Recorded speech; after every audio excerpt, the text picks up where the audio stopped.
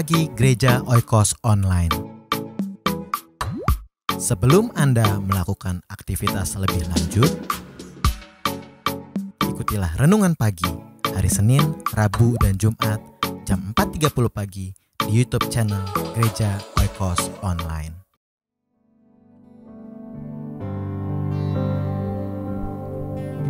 Semusim berlalu, namun kau selalu di dalamku. Kasih dan setiamu tak pernah layu di hidupku. Semusim berlalu, namun kau selalu di dalamku. Kasih dan setiamu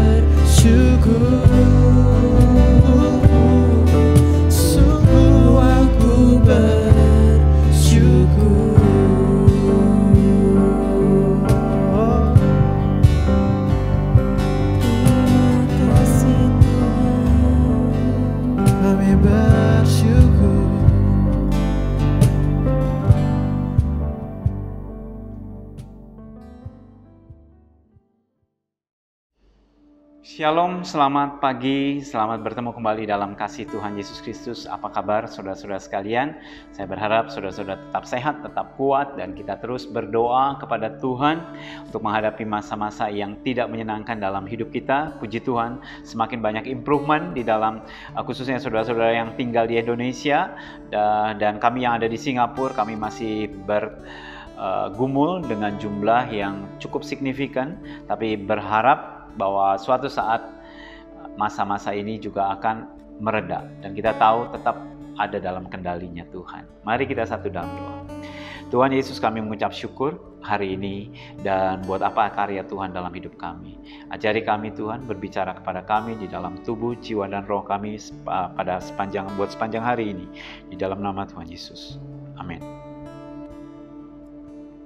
Kita akan buka dalam Wahyu pasal 1 ayat 6. Dan yang telah membuat kita menjadi suatu kerajaan, menjadi imam-imam bagi Allah Bapanya.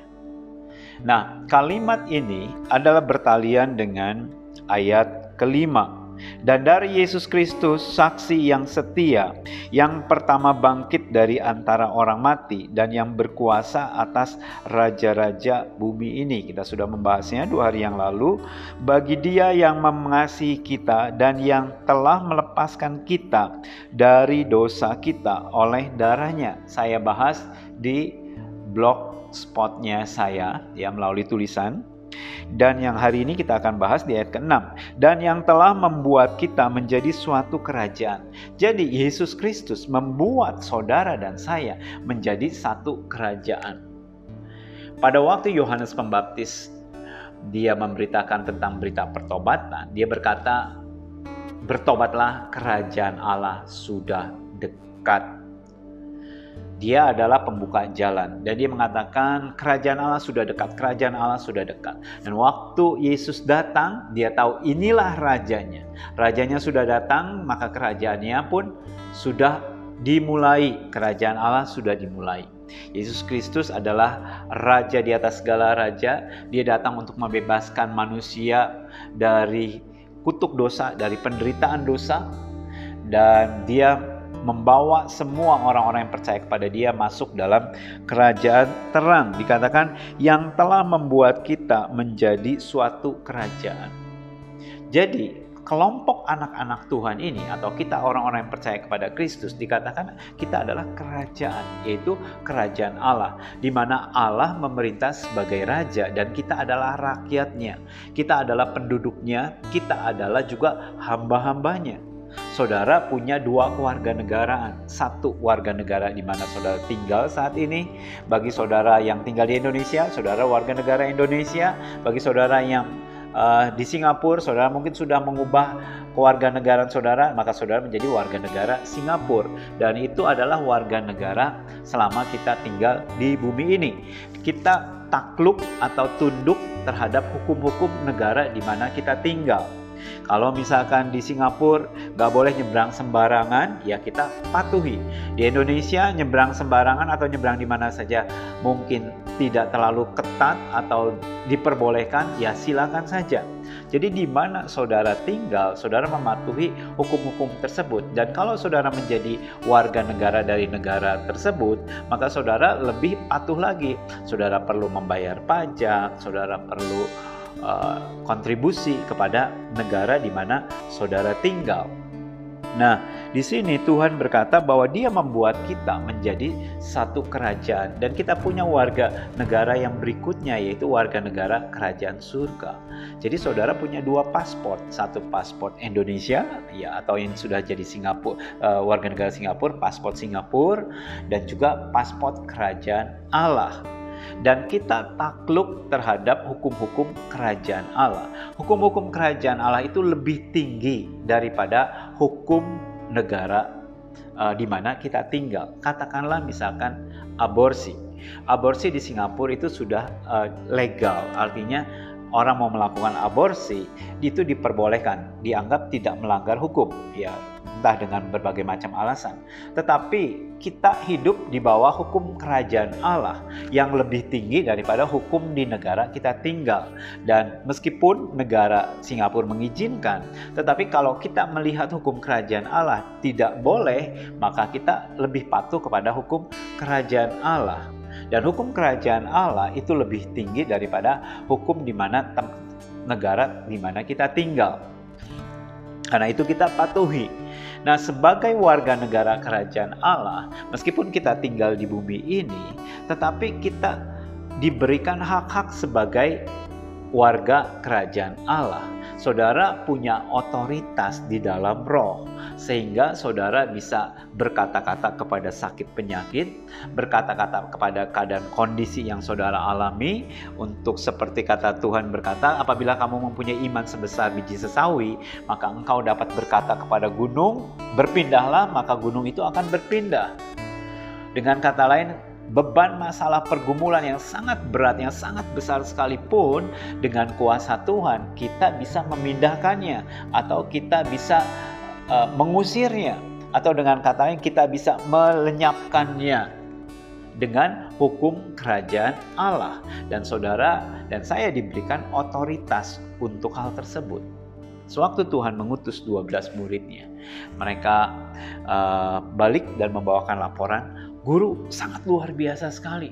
Setan bisa kami usir, orang sakit kami sembuhkan, orang lumpuh berjalan. Wah, luar biasa sekali. Mereka bersukacita sekali. Dari mana?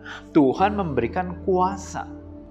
Tuhan memberikan otoritas kerajaan Allah. Dan saudara adalah putra-putri dari kerajaan Allah. Saudara memiliki otoritas. Oleh karena itu, gaya hidup kita adalah gaya hidup anak kerajaan. Bukan gaya hidup anak kerajaan yang sombong, yang terus memamerkan apa yang dia miliki, bukan. Tetapi adalah kita mengeksersis, kita menggunakan otoritas yang Tuhan berikan di dalam hidup kita. Kita lanjutkan ayat berikutnya. Menjadi imam-imam bagi Allah Bapaknya. Jadi tidak hanya menjadi suatu kerajaan, tetapi juga menjadi imam. Menjadi bagian dari kerajaan Allah dan juga menjadi bagian dari imam. Apa imam tersebut? Saudara lihat, dari 12 suku Israel atau 13 suku, ada Manasye, Efraim, ada satu suku yang namanya suku Lewi. Maka suku Lewi ini dipisahkan dari suku-suku lainnya. Mereka tidak boleh bekerja, dengan kata lain mereka tidak bekerja di sekuler, tetapi mereka khusus melayani Allah. Mereka dipisahkan dan mereka mendapatkan kontribusi dari suku-suku lainnya, sehingga meskipun orang-orang Lewi ini tidak bekerja di ladang, tidak bekerja berbisnis, tetapi mendapatkan income dari pelayanan yang mereka lakukan, dan itu diatur oleh hukum-hukum Taurat, sehingga orang Lewi pun mereka mendapatkan kesempatan untuk hidup dan juga untuk menikmati berkat Tuhan. Nah, orang Lewi tersebut dipisahkan, imam itu dipisahkan, sehingga menjadi penghubung antara manusia dengan Allah. Kalau nabi itu menjadi penghubung dari Allah untuk manusia, sedangkan imam dari manusia kepada Allah. Orang-orang Israel, mereka mengaku dosa, mereka datang ke imam menyembelih lembu, entah menyembelih kambing, domba, atau burung merpati, maka imam yang membakarnya menjadi persembahan kepada Tuhan. Orang lain tidak diperkenankan. Ini adalah pekerjaan imam. Jadi orang-orang dari suku-suku yang lain, mereka datang menghadap imam yang menyampaikan petisi atau doa-doa untuk bangsa Israel. Mereka berseru kepada Tuhan. Tetapi yang saya ingin garis bawahi, imam itu adalah profesi yang diasingkan. Kalau saudara dan saya dikatakan menjadi suatu kerajaan, berbicara tentang otoritas, kemudian dikatakan menjadi imam, artinya saudara dan saya diasingkan Tuhan. Meskipun saudara tinggal di dunia ini, saudara ada di Indonesia, saudara ada di Singapura, saudara ada di Australia, tetapi saudara adalah imam bagi Allah, imam bagi Allah Bapa. Dengan kata lain, lifestyle-nya kita berbeda dengan orang dunia. Karena saudara sudah diasingkan. Saudara sudah dipisahkan, keluar dari kerajaan gelap, masuk dalam kerajaan terang. Dan dikatakan kita menjadi imam. Imam harus menjaga perilakunya, imam harus menjaga pakaiannya untuk tetap putih, untuk tetap kudus. Karena itu kita tidak boleh terkontaminasi selama kita tinggal di dunia.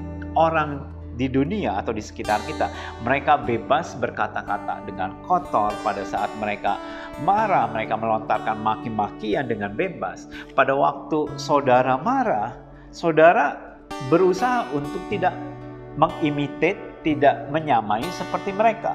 Karena kita adalah berbeda, kita adalah imamat yang rajani. Kita adalah imam-imam yang sudah dipisahkan oleh Allah. Karena itu gaya hidup kita berbeda. Gaya bicara kita berbeda, caranya kita berbisnis juga berbeda, caranya kita memecahkan satu masalah juga berbeda. Kita berdoa kepada Tuhan. Pada waktu ada suatu masalah, mungkin saudara kongsian dengan orang yang belum percaya kepada Yesus, saudara boleh nggak saya berdoa terlebih dahulu? Saudara tawarkan, karena saudara berbeda. Saudara adalah imam bagi Allah atau bagi Bapa. Karena itu, tingkah laku kita, perkataan kita, perbuatan kita, segala sesuatu yang kita lakukan, kita harus berbeda dengan orang-orang lain. Karena saudara adalah imam, imamat rajani, bangsa yang kudus, umat kepunyaan Allah. Amin. Tuhan Yesus memberkati saudara sekalian. Mari kita satu dalam doa. Tuhan Yesus, terima kasih Engkau menjadikan kami imamat yang rajani, bangsa yang kudus yang dipisahkan, umat yang memiliki otoritas atas kehidupan kami, otoritas atas setan-setan, otoritas atas fisikal, atas sakit penyakit, atau atas apapun juga kondisi yang saat ini umat-Mu sedang alami. Tuhan, hari ini kami ingin exercise authority yang Tuhan berikan. Mungkin ada di antara saudara yang mendengarkan hari ini, saudara punya beban pergumulan masalah di dalam kesehatan, di dalam bisnismu, di dalam pekerjaanmu, di dalam studimu, atau kondisi apapun juga yang sepertinya besar dan tidak bisa terpisahkan. Saudara adalah imamat rajani. Saudara adalah anak-anak kerajaan Allah yang memiliki otoritas, kuasa di dalam nama Yesus diberikan kepada kita semua. Dan saudara juga adalah imam, adalah bangsa yang dipisahkan, umat kepunyaan Allah. Karena itu pada hari ini kita exercise otoritas yang Tuhan berikan untuk mengalahkan, untuk mengusir, untuk menyelesaikan setiap pergumulan yang saudara hadapi. Kami berdoa saat ini untuk setiap pergumulan masalah umat-Mu Tuhan. Di dalam nama Tuhan Yesus, tersingkirlah. Di dalam nama Tuhan Yesus, sakit penyakit, aku perintahkan tinggalkan tubuh anak-anak Tuhan. Dalam nama Tuhan Yesus. Dan hari ini Tuhan, yang sakit menerima kesembuhan, yang berbeban berat mereka dilepaskan, mereka memperoleh sukacita di dalam nama Tuhan Yesus. Berkati aktivitas umat-Mu sepanjang hari ini dan hari-hari selanjutnya. Dalam nama Tuhan Yesus. Amin. Tuhan Yesus memberkati saudara sekalian. Sampai jumpa kembali.